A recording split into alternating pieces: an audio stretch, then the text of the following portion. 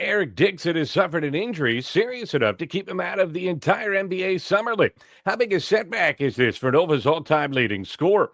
Speaking of Villanova legends, we're going to figure out who would win a one-on-one tournament amongst all Villanova players in the entire Big East era. See if you agree with our list next on Holy Nova.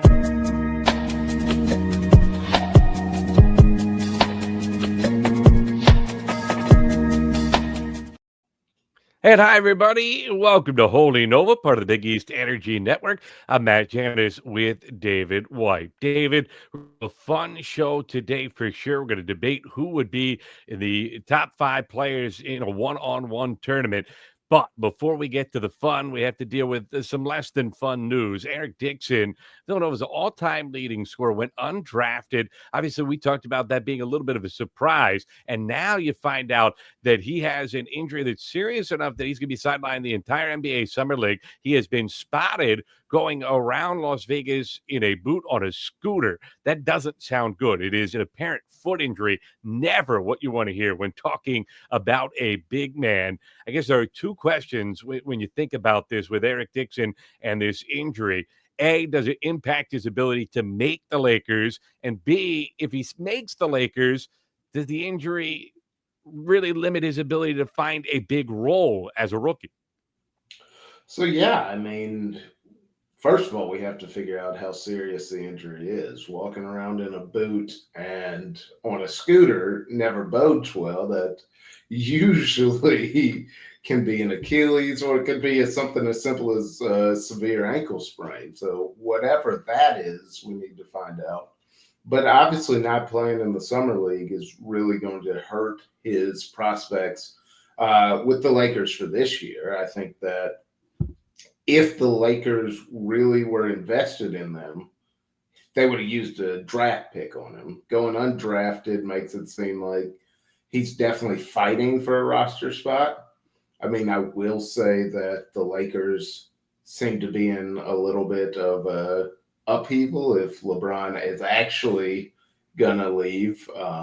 There could be spots opening for different role players coming up, and who knows? That's the big thing. But I think it definitely doesn't help. LeBron putting an organization in upheaval? I've never heard of that before. That can't possibly be a thing. He's such a team player. He's never done that to any organization I've ever heard of. It is just amazing as the world turns, seems to follow LeBron wherever he goes. But from Dixon's perspective, my initial thought was perhaps the injury, maybe teams had heard about it and shied away from drafting him as a result. Because if you looked at almost every draft board, mock draft going into that June selection, I think universally it was expected he would go somewhere. But then the Athletic reports that the Lakers have not actually signed the deal yet with Eric, because he was supposed to sign a two-way contract. And Yeah. it makes you think that perhaps either this was unknown or this crept up late in the process. There's a lot more questions than there is answers at this point, which is never a position that you want to be in. Obviously, it leaves people like us speculating, and the spotlight even grows larger because it's the Los Angeles Lakers. Everybody talking about LA. As Randy Newman once said, I love LA, and so does the rest of the world. But it just is very interesting, and it's a shame because this is a guy that we talked about when we discussed about did the NBA get it wrong. It had a real chance to Yeah. prove people wrong. But you got to be out there. Availability is the most important ability, and doesn't look like he's going to have it at least for a little bit. No, I think that the Lakers are probably holding that two-way contract. Probably to answer the question that we first came on with is how severe is this injury? Is this just he can't compete in summer league and a month from now he's going to be fine working out in practice doing everything, or is this a longer term injury that could keep him out for potentially months into the season? So I think like that's the first thing the Lakers are going to do. I think if it's the former and it's just, hey, I'm going to be out for summer league, but I'll be back by August, end of August, beginning of September, the Lakers probably still sign that two-way contract. He probably still has a good shot at making a roster. But not knowing what exactly the injury is really putting a damper on what could be for Eric Dixon. It's so funny because it felt like such a good fit and real opportunity for him. We'll see Mhm. how it plays out as the news not ideal, although we don't know the full news. That's the weirdest part. It feels like to me, there's no shortage of Lakers reporters. There's no shortage of Lakers info out there. Heck, they reported the fact that they saw him going around on a scooter in a boot in Las Vegas. So people are clearly looking for the story, but they don't have any more information than that. Seems strange. And it's just kind of coming out in bits and pieces. One thing that came out completely was the news this week from the Big Five. We knew that the pods were going to switch up. We just didn't know officially what it would look like. Remember, a couple years ago, they reworked the Big Five. It's no longer a round robin. You play 2 regular season games against the 6 teams that are in the Big Five. College sports now, numbers don't matter anymore when it comes to names. They never quite line up with Drexel becoming a full-time member of the Big Five. So Villanova had been in a pod with St. Joe's and Penn, meaning they had played them each of the last 2 regular seasons. Now they will be in a pod with LaSalle and Temple. So that means they'll play LaSalle and Temple. How those results go will dictate where they finish, and then they will play a third game at whatever they're calling the Wells Fargo Center when basketball season comes around, the Sixers Arena down in South Philadelphia. And it will be against, depending if they are in first, second, or third place in their respective situation. But the point remains no holy war this year. And of course, the St. Joe's fans are upset about that. And Patrick Madden had a really good article, our friend and our colleague here on the Big East Energy Network, on his Big East blog about the changing nature of the Big Five and some of the reactions to the new schedule and the new matchups. David, does this really matter? It doesn't feel like Villanova fans are all that upset about it, but I guess also Villanova fans are kind of getting used to being blamed for everything that happens in the Big Five that people don't like. Well, I think that Villanova fans, especially younger fans, don't have the same endearment to the Big Five and what it used to mean to the city of Philadelphia. As an outsider, I'll be the wet blanket that says, okay, you play. Nova is clearly in the best league. They're clearly been the best team over the last decade plus. Um, Honestly, playing a round robin against all of those teams probably hurts your net ranking, hurts your ability to go to the NCAA tournament. So for Nova fans, I understand not really being that overly concerned about the Big Five. I feel for the other fan bases out there who obviously having Nova on the schedule would be a huge get for them. Hold on, let me hop in for a sec. Just to, again, defend somebody that has been around and heard this a time or two. Don't buy into the propaganda. This was not just Villanova that wanted to get out of the round robin. Temple was involved in that as well. Schedule flexibility in this day and age. You mentioned the 3-letter word net.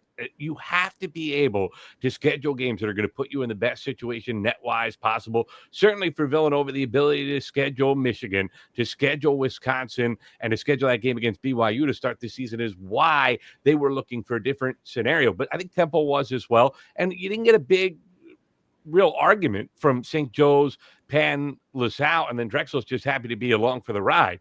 And one other thing that is important to remember, I love the Big Five. I grew up going to the Big Five. I don't go all the way back to when every game was played at the Palestra, but some of my favorite childhood memories were going to Holy Wars in the Palestra or going to Villanova Temple games. They didn't play many of those at the Palestra, but either at the Apollo back when it opened or McGonigal Hall or the Spectrum. They had a few games there. Love the Big Five. Big proponent of the Big Five.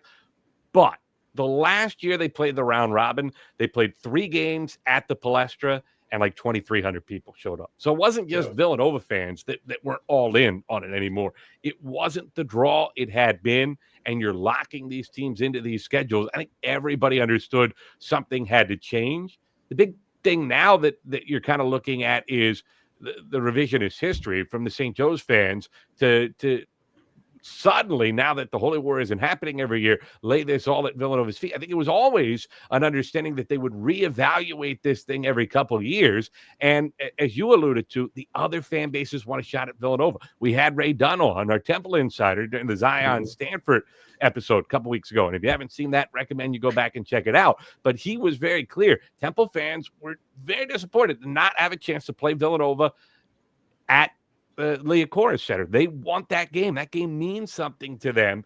And for it to not be there for a couple of years, they were very adamant that something had to change. And I think that's why they made the switches that they did. And let me clarify my point. I am not placing all the blame at Villanova's feet. And I think it's completely normal for a rival to say it's your fault that things are not the same as they've always been. My point is, I don't care whose fault it is. I don't care if it was Nova's, Temple's, St. Joe's, LaSalle's. I don't care. I think it works out better for Nova in the long run than it does for any of the other Big Five schools, because Nova is the ticket. Obviously, if you're in the Nova pod, it's great for you. You get a chance at a high quality win that would boost any tournament resume. Maybe I don't want to ruffle any feathers with Temple and St. Joe's fans, but no, ruffle away, especially those fans. Ruffle away. But I mean, the likelihood of that being a great win or a quad one victory, it's not as high as it is if you have Nova on the schedule. So it works out better for Nova to be able to go schedule two other even high mid-major teams that would be a quad 2 win, maybe a quad 1 win, depending on where you play. That's just a better scenario for Nova if they're looking at getting an at-large bid. I think the biggest disappointment, I did like the old quad better. I will acknowledge that. I think Temple right now, it's an argument between Temple, St. Joe's, the second best program in the city, but there is that Holy War nostalgia, and the two schools being so close, and both Catholic institutions, but of different derivatives. I just think that game matters. You'd like to see that happen. And then Penn being on the schedule means you get to go play the Palestra every other year, and I will miss Villanova having no chance to play because LaSalle just redid Gola. So that game's going to be at Gola when they play at LaSalle, and then Temple never plays at the Palestra. So to me, that's the downside of the new pod, but I understand spreading it around makes complete sense. And, change, unfortunately, is inevitable. And as we talked about during the last episode, look, for Villanova fans, it feels like it matters much more to not lose the Big Five games than it does to win. Yeah. I mean, you want to win every game, but in the Big Five, you're just not getting the quality of opponents that right now, maybe that will change, but right now you're not getting the quality of opponents that you would like to out of it.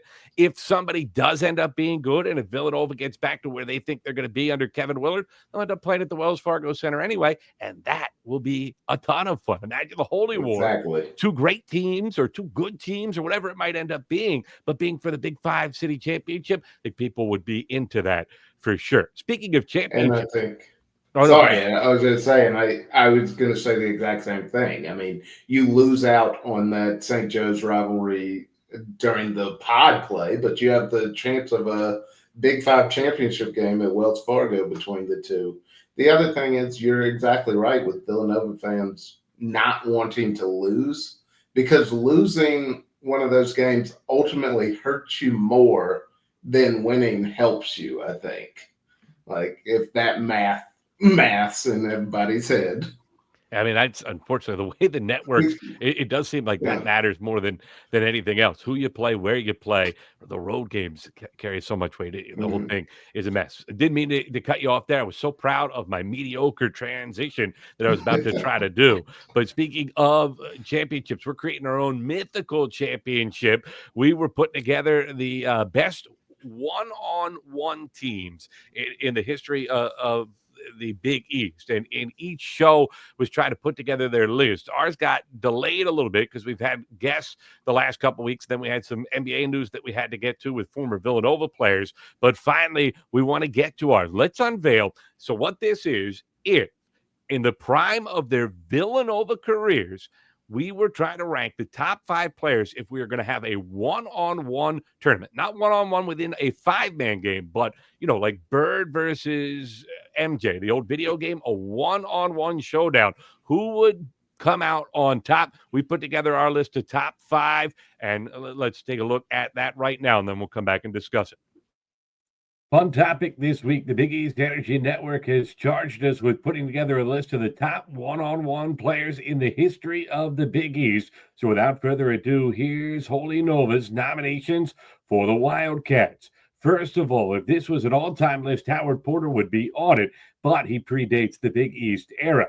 Our honorable mention, you got to have somebody from Raleigh's era, right? So we chose to go with Doug West, although he did not make the top 5. Our 5th choice might be a little bit of a surprise. Corey Fisher didn't have the career that many hoped for with the Wildcats, but he's a New York City playground legend, so he's on the top 5 for the Wildcats. Number 4 is Randy Foye. Here's a guy who once played basically 1-on-5 in a Sweet 16 game offensively off the bounce and won the game against Boston College to get Villanova to the regional final. I think I like his chances in a one-on-one situation. Number 3, Kerry Kittles. He's the GOAT, but he was a little bit better coming off the ball, moving without the ball. Still, his electricity near the rim and the fact that he was once drafted ahead of Kobe Bryant. Yes, that's right, ladies and gentlemen, ahead of Kobe Bryant. Gives you an idea just how good he is. He has to be on the list. Number 2 might be a little bit controversial. Jalen Brunson, one of the best players in the NBA right now, and certainly seems like he can get his shot off against the best in the world at any time he wants. But if you're going to play one-on-one, you also have to play a little bit of defense, and I would wonder how long the game might last with Jalen, even with his back-to-the-basket skills and his creativity. I have to have him behind. Number 1 on our list, Kyle Lowry. Pure electricity, as athletic, as shifty, as fast as they come, and a guy that is so strong, so physical, so tough-minded, and also a pretty good on-ball defender. He'll pick your pocket a few times. I like Lowry's electricity. He goes to the top of the list for me. What do you think about the top 5 all-time at Villanova? All right, so that was a video we put together, and we do want to hear what you think. Go ahead and rip our list to shreds in the comment section below. Would love to have your impact. I know there were a couple names that I controversially left off. One thing that I have heard a lot of from people when we talk about that list is the fact that there are too many guards. Size is kind of a thing that I ignored too much when it comes to the one-on-one game. How's a 6'1" guy going to go up against a 6'7", 6'8" guy? There's some truth to that, I understand. But 2 things in my defense. A, Villanova's guard you, man. I mean, come on. What do you think that it's going to be? There's not exactly a lot of Kevin Durant's in the history of this program over the course of the Big East era. So I'm going to stick with the guards when the opportunities are there. And B, I talked to a lot of people about this inside the sport in terms of their thoughts, guards versus bigs in a one-on-one matchup. The consensus seemed to be you would think bigs because they could shoot over you, but long-term, the guards' quickness and their ability to stick with it and kind of extend the game and use their athleticism, it's going to be a huge asset that it's going to be hard for the bigs to really match up against. What do you think, Dave? I mean, I am in your boat right now in terms of guards versus bigs. I think right now, let's just stick with that. We don't have to keep talking. Yeah. You take centers off the board. That's ridiculous. I'd love to see Shaq out there trying to dribble the ball around. I do want some size, though, in my wing players. I think that the best one-on-one guy is probably a guy who's somewhere from 6'4" to 6'10", who can guard somebody taller than them, but also has the scoring ability to get to the basket, get easy buckets. Given the parameters, it's a one-on-one game. We're not playing 5-on-5, and we're just talking about the guy who can just break down a primary defender. Just one-on-one, straight up, based on their time at Villanova. I don't know how Tim Thomas is not on the list. He was a bucket getter. he was a bucket getter. He was a guy. Look, there might be a little bit of personal bias on that as well. Tim Thomas was the most infuriating Villanova player, arguably of my lifetime. Love the guy. Love what he became in the NBA, and I think that he had a ton of skills, but there was some lapses in concentration over the course of a game. And to me, in a one-on-one game, when you don't have anybody that can help you, if you have a couple of lapses, boom, you lose the game. You go head-to-head with Jalen Brunson or Kyle Lowry in a one-on-one game, and you kind of zone out for a little bit, they're going to get you, and they're going to beat you. Yeah, maybe that's a little bit of a miss on my part. The Corey Fisher one, here's the thing. You had to have a Raleigh representative, and I still think I'd go Doug West head-to-head against Tim Thomas. I think Tim Thomas, better basketball player. I would take Doug West in a one-on-one game against him, but we'd have to see. The Corey Fisher one was anytime you build the reputation that Corey Fisher did on the playgrounds of New York City, and the guy he was Fisher nice. I mean, that was his nickname. He was Fisher Price because he would play with guys out in New York City. I think your game's going to translate to the one-on-one thing. And you saw him do things off the bounce. I just don't know how Tim Thomas would have ever stayed in front of him. And all it takes is a couple steals and boom, game over. So I'm sticking with Corey Fisher. I think I might be the only one, though. So I would just say that in a one-on-one game, inevitably, you're going to get somebody who's just going to take a shot and they're going to miss. And if Tim Thomas gets a rebound and it's make it, take it, I don't know that he's missing. All right. I'll give you that. How about another one that I had some buyer's remorse on, two of the national championship era guys, and that would have gotten me the size that I did not put in my list. Dante DiVincenzo and Josh Hart. I still You stole Josh Hart from me. I was bringing him up. The thing about Josh Hart is, there are so many things that Josh Hart does well. Josh Hart is a streak shooter and misses a lot. I think that, as you just said, in a one-on-one game, there's only going to be so many misses. Josh Hart's ability to get a stop, I don't question. But I just think if you're putting Josh Hart toe-to-toe against a Lowry or a Brunson, I mean, I would love to hear them debate this on their podcast right now. Who would win a one-on-one game between Brunson and Hart? So my problem with Kyle Lowry is just 6 foot. I understand he's tenacious. I understand he's strong. My problem is that if Josh Hart just decides, I'm just going to back you down, what's Lowry going to do? He's either going to body up and Hart's going to spin off and have a layup every time, or he's going to be put under the basket. I don't see a 6 foot guard being able to consistently stop a 6'5" plus wing player. Except for, see, again, and I took some grief for this. Guard you, I understand, but Kyle Lowry made a living off of that in the NBA. How many guys tried to body him up inside, take him to the post? And Kyle Lowry Kyle Lowry was the guy that invented the Villanova wall up. Let's be honest. Yeah. Jay Wright was the one that taught it, but it was Kyle Lowry's ability to do it at 6 feet tall and defend inside and keep you from moving on him, that I just feel like he would be able to hold his own. And again, you're looking for 2 or 3 stops. Plus, nobody's going to have quicker hands than Kyle Lowry. And if he gets real frustrated, he can just do like he did in the Kansas game. He'll punch you in the gonads and move on. You got to always look out for that, too, in a one-on-one game. Yeah. My problem is that, definitely in the NBA, he's become the guy who walls up. He can get steals off of guards. The problem in a one-on-one game is the ball handler is not worried about any help coming. They're not worried about anybody digging down. All they have to do is worry about Kyle Lowry. Are they going to allow him to just come around and steal it from them? I don't think so.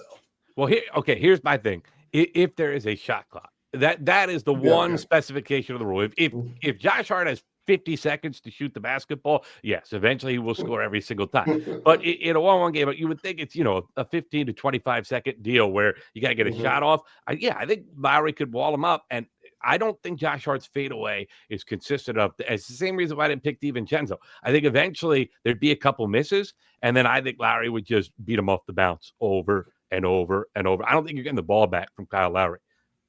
Oh, I would definitely have Kyle Lowry in the top 5. I would probably have Jalen Brunson one just because it gives you a little more size. But I mean, I don't fault you for taking Kyle Lowry, considering his tenacity, considering everything he does defensively, his speed and quickness with the ball. I we're we're splitting hairs right now, trying to find arguments for just really great basketball players. Look, I was really proud of myself that I put Kerry Kittles third. Again, my email address has a 30 in it. I love Kerry Kittles that much. But you got to admit, as much as it is impressive that John Calipari, now he in retrospect will tell you he wanted to draft Kobe all along, and it was the front office that overruled him. I don't remember ever reading about that back in the day. I'm pretty sure Mm-hmm. Cal fell in love with Kerry Kittles as well and decided to draft Kittles over Kobe Bryant. But nevertheless, the fact remains that an NBA front office was looking at shooting guard in that draft, and they said, we want Kittles' skills over Bryant. I think Kittles is one of the more underrated players of the last 25, 30 years. He went toe to Mm-hmm. toe. Gosh, we're old. It's actually, I mean, man, Gary Kittles played 29 years ago at this point. I almost didn't give it enough room back to how long ago Kittles was at Villanova. But yeah, in the last 3 decades, I'd argue that, I mean, he went toe to toe with Iverson. He went toe to toe with Ray Allen. And you could argue he was the best player in the league over the course of his career during that time. Allen and Iverson obviously went on to better NBA careers, but Kittles was the more productive college Mm-hmm. player. And I think he was good off the bounce and he could create his own. And nobody finished at the rim as well as Kerry Kittles did. And he has that size that you're looking for at 6'5". So if you're telling me that size is the end all be all, then maybe Kittles should have been one on the list. But Kerry Kittle's special sauce was his movement without the basketball. I mean, my goodness, the man became famous because Dick Vitale would go on 3-minute auras about his movement without the basketball. You'd go 4 or 5 possessions the other way, back and forth, before Dick Vitale stopped giving his speeches about Kerry Kittle's movement without the basketball. He was that special, and obviously that's useless in a one-on-one game. Yeah. And I mean, another factor that comes into play, considering the parameters of their time at Villanova, is how much weight do you put on NCAA success? I mean, you have Jalen Brunson, who obviously won a national championship. Josh Hart was huge on that 2018 national championship team. Dante DiVincenzo he was the MIP of the Final Four that year, right?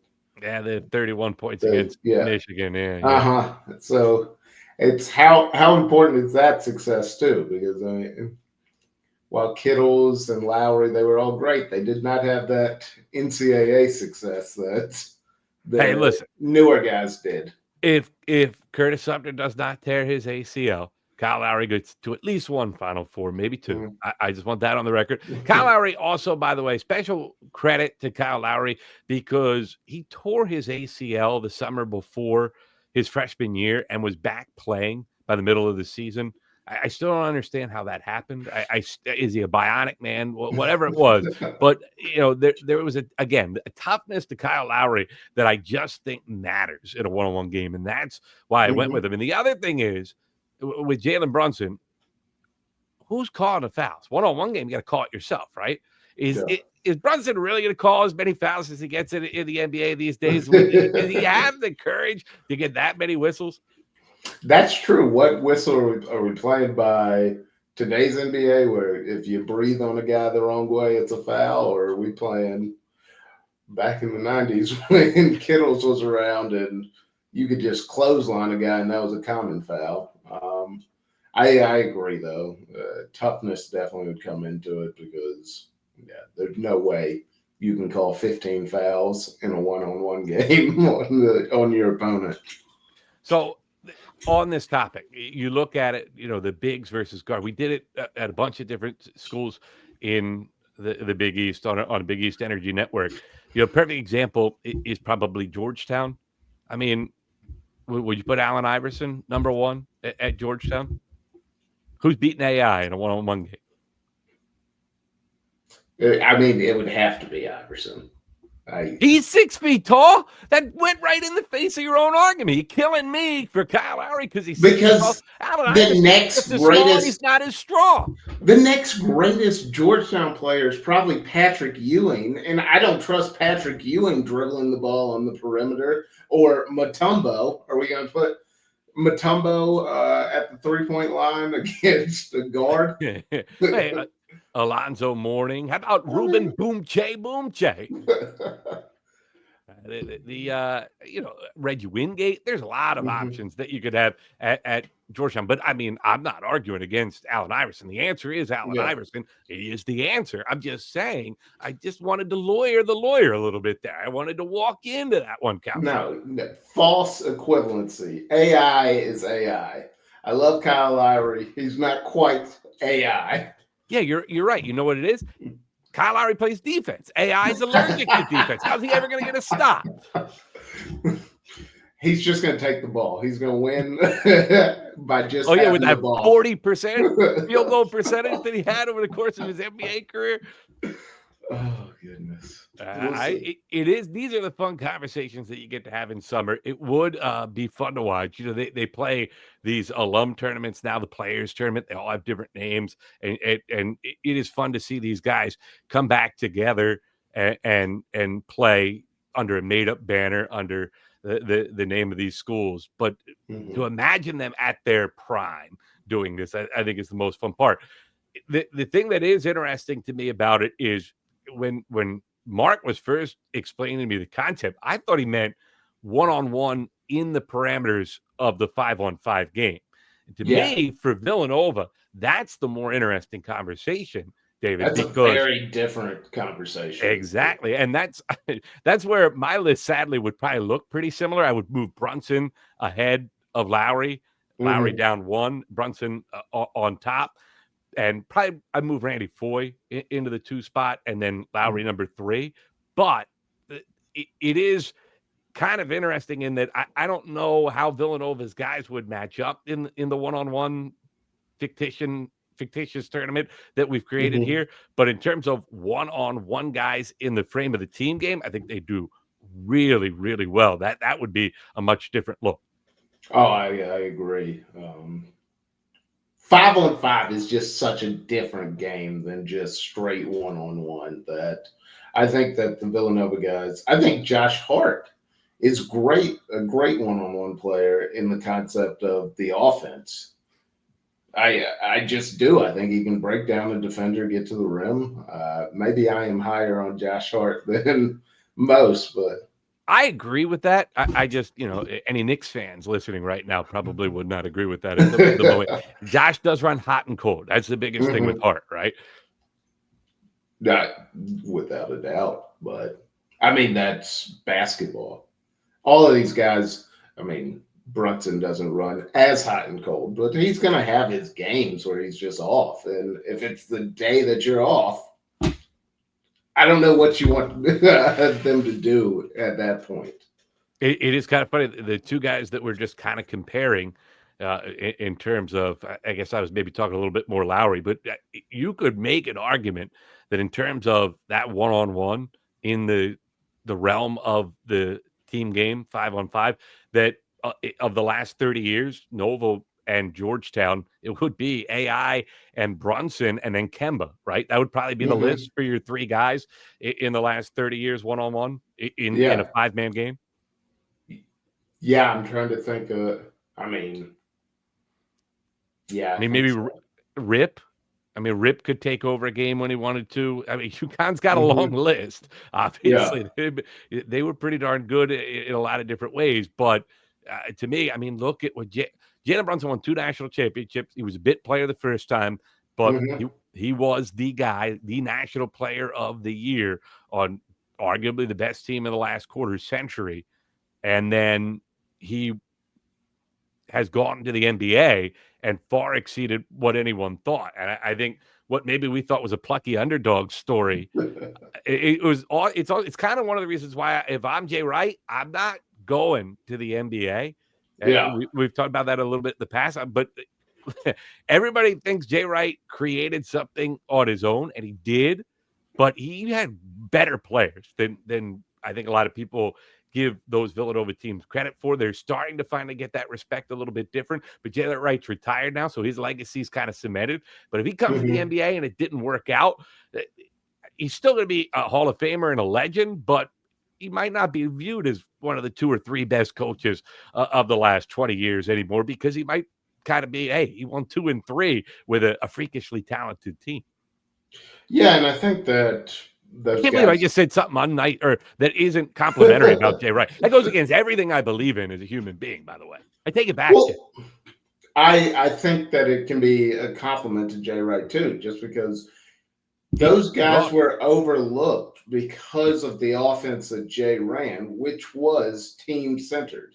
It wasn't any one guy just going to get his shot. It wasn't we're running on ball, we're running an NBA offense. We're just going to on ball and go downhill and hope you can score. It's we're going to pass it around. We're going to run an offense. We're going to get the best shot. Whoever gets that best shot, it doesn't matter to the team. We're going to play team basketball.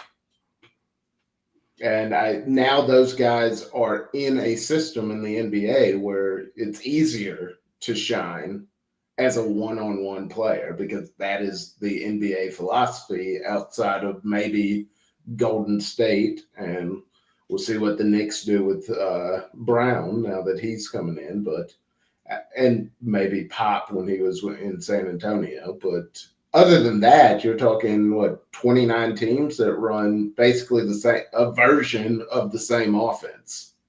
Who says lawyers can't do math? That's pretty good. Also, I said we can't see your fingers though in the shot. I know you were adding it up there underneath. Hey, you know what I just realized as it's British Open week as we tape this and we'll put it out. This is a little embarrassing. I guess I'm a one-trick pony. I in this video wore 2 different Ryder Cup shirts. Is that sad on my part? Is that I mean, I got this one. I'm ready though. British Open, you got to pick the Open Championship as they call it these days. I have not watched a full round of golf since Tiger's prime. I'm a bad golf fan. I mean, I don't know what to say about You were a it. Tiger fan. You weren't a golf fan. I've Yeah, seen I'm a you play Tiger golf. It fan. makes sense. I wouldn't like golf too much if I had a swing like you either. Listen, I'm just saying if they plant a tree in the middle of the green, I would hit it every time. But they refuse to put a tree there. Not if you were aiming at that tree in the middle of the green, you wouldn't hit it every time. That's the fundamental thing. If you aim 40 yards right, you might hit the tree in the center of the green. Well, they have to tell me the hole is over there, but the tree is actually on the green. So I think that I'm hitting it towards the hole. Well, just for the record, I was so good at picking the one-on-one team, got ripped to shreds by those of us on this video and maybe some others in the Big East Energy Network. But I am going to make a winning pick. John Rahm's going to win this week. Mark it down. Take it to the proverbial window, even though we're not supposed to do that. John Rahm, winner this week. All right. Well, I'm writing it down right now. It's 10-16 written. All right. Hey, look, we promised them this. There was our first list. We're going to have more of those. We'll look back at some of the past stuff from Villanova and kind of take it apart. 25 years of this century. We're going to look back at some of the most impactful players. I think we've got that coming up. And we're also, you're a guy that, you've been following Villanova here pretty closely the last half decade or so, started to do the show and even closer, but you did not grow up amongst it. And so we're going to go back and look at maybe some games of the past that you've never seen before. I'm going to give you some homework assignments. You're going to go watch them for the first time, and we're going to kind of talk about them and see how it is. We are not going to do the ridiculous Allen Ray travel game. From the North Carolina graduate keeps telling me that he wants to do the 1-2-3 Bill Raftery game, and we're not going to do it. 1, 2, 3. I mean, Bill, he knows his math. Except we still never saw the 3. That was the only problem. He said 1, 2, 3. We just didn't see it. Was the lighting and camera angles that was the problem. By Bill the way, saw it live. that was Kyle Lowry's coming out party to the national world. That was when they Yeah. realized how he almost single-handedly beat that North Carolina team that went on to win a national championship. Yeah. No, I sweated to that game.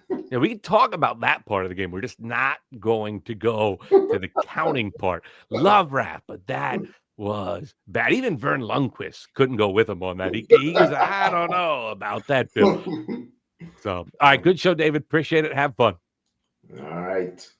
That'll do it for this edition of Holy Nova. We'll be back next week with much more. Make sure to follow along on Twitter at Holy Nova Podcast. Make sure you like and subscribe the videos. My kids keep telling me that's very important on the YouTube scene. Like them, smash that subscribe button, whatever the lingo is that they will make fun of Such me an for not old getting man. right. hey. You don't even know. But that'll do it for us. We will talk to you very soon.